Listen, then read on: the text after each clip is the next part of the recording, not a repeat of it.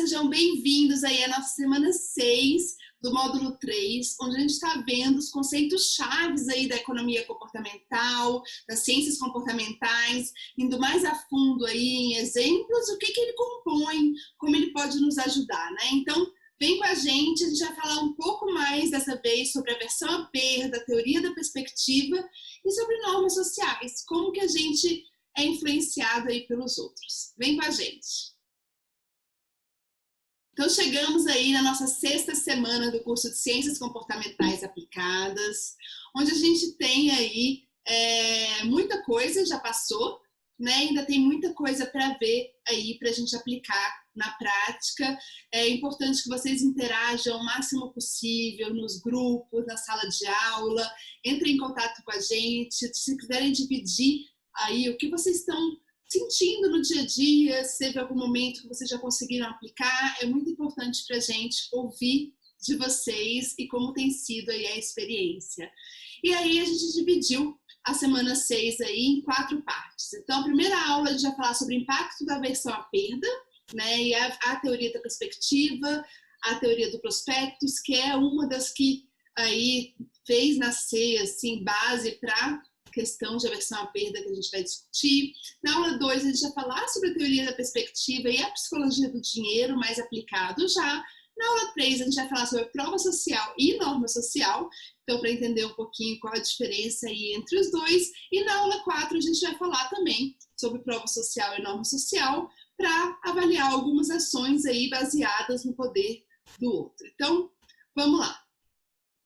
Nessa primeira aula, antes da gente começar, a gente sempre está recapitulando aí a semana anterior, né? Então, na semana passada, a gente viu sobre o viés do presente, sobre os conflitos que a gente tem entre o presente e o futuro. E como tem sido aí, na verdade, o dia a dia observado que afeta as nossas decisões, como também algumas alternativas que têm sido criadas para ajudar a gente nesse conflito diário, que é não só vinculado a dinheiro, mas a dieta, acordar mais cedo, entre outros, né? A gente está sempre tomando essa decisão entre presente e futuro. Dei algumas dicas aí, né? O Save More Tomorrow é um dos projetos, produtos aí chaves da economia comportamental, criado pelo Richard Taylor, e também contei um pouco da história aí para inspirar a gente a criar nossos próprios produtos.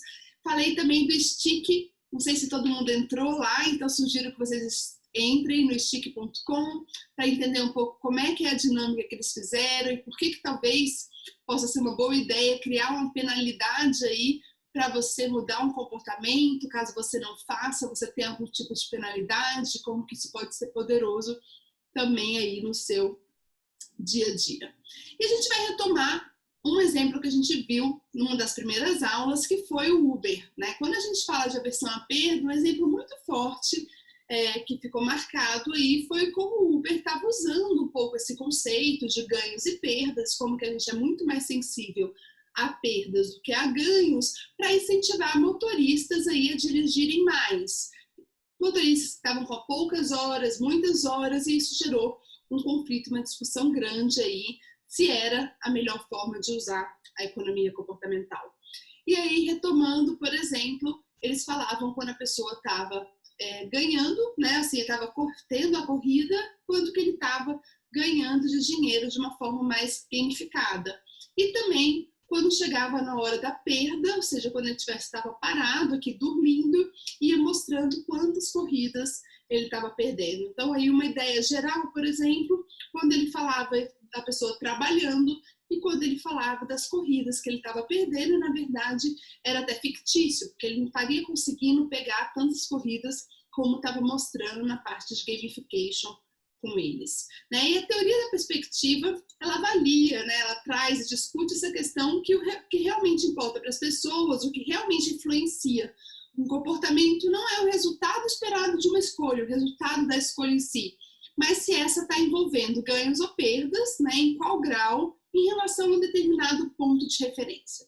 E foi uma teoria revolucionária, desde então ainda uma das teorias principais, foi criada, né, o artigo principal foi de 1979, e ainda é uma das teorias principais aí na área de economia comportamental, entre outras, né.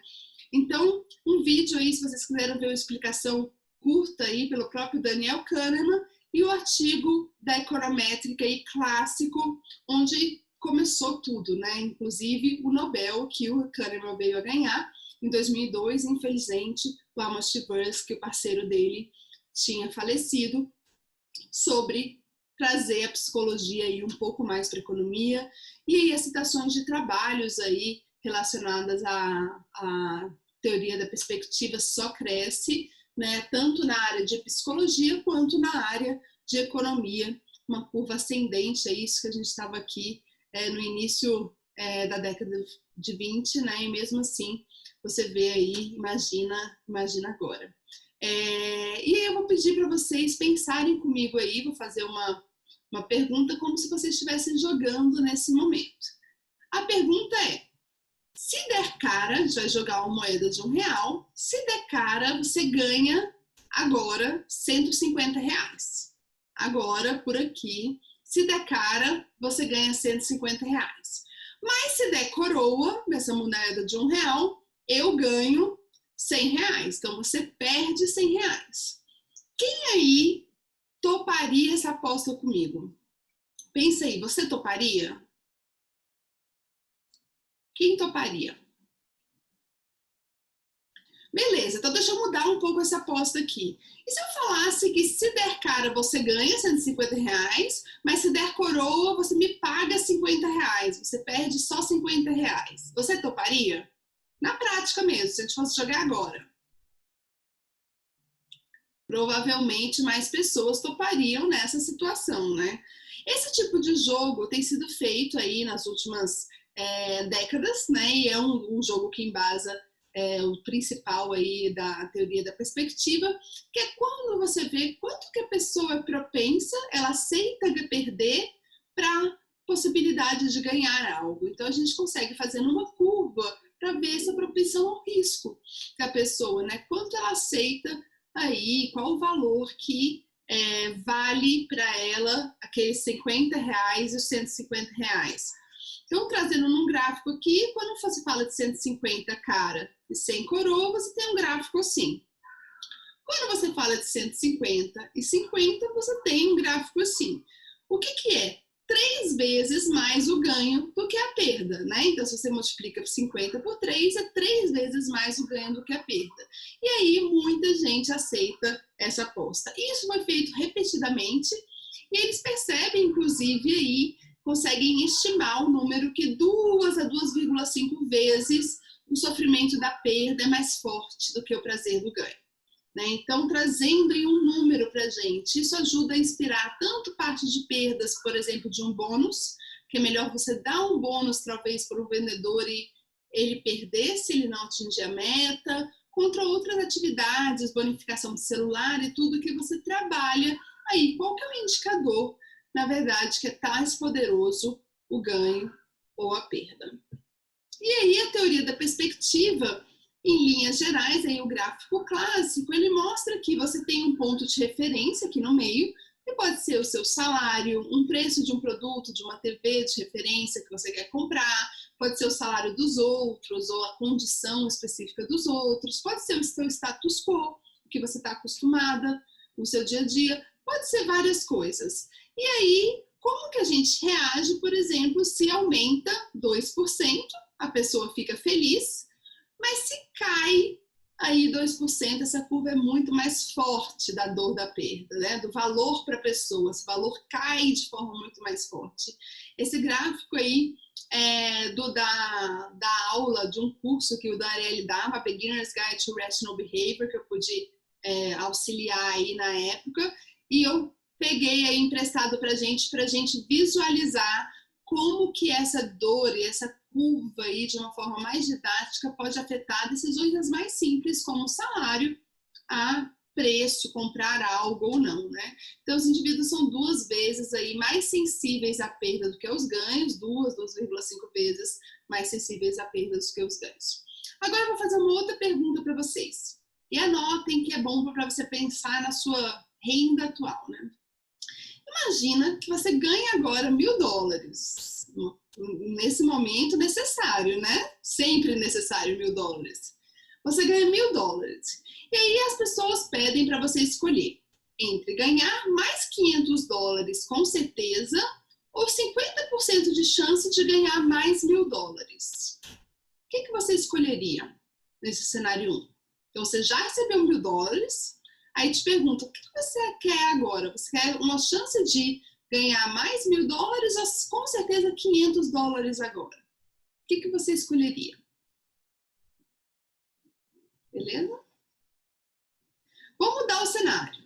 Imagina que você ganha $2.000, então uma grana boa aí, e as pessoas pedem para você escolher entre você perder 500 com certeza ou 50% de chance de você perder $1.000. O que você escolheria aí? O que você escolheria?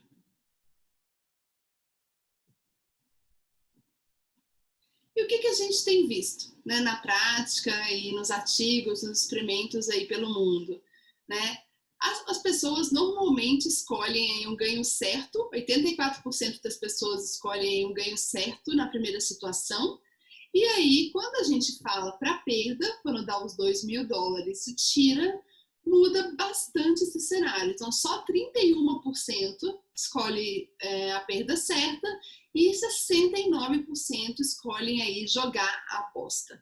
Então para perda, e a gente vai ver isso também no final aí do nosso módulo, para perda a gente topa o risco, para o ganho eu prefiro o ganho certo. Então isso vai acontecendo repetidamente, dando vários insights, tanto para pesquisadores quanto pessoas de mercado, políticas públicas, de que essa decisão, esse valor, né, existe um valor subjetivo desses mesmos $500 aí, e o que é que pode estar por trás disso, né? Então, os cenários são idênticos, mas a gente reage de uma forma significativamente diferente, né? E eu gosto muito dessa chart aí,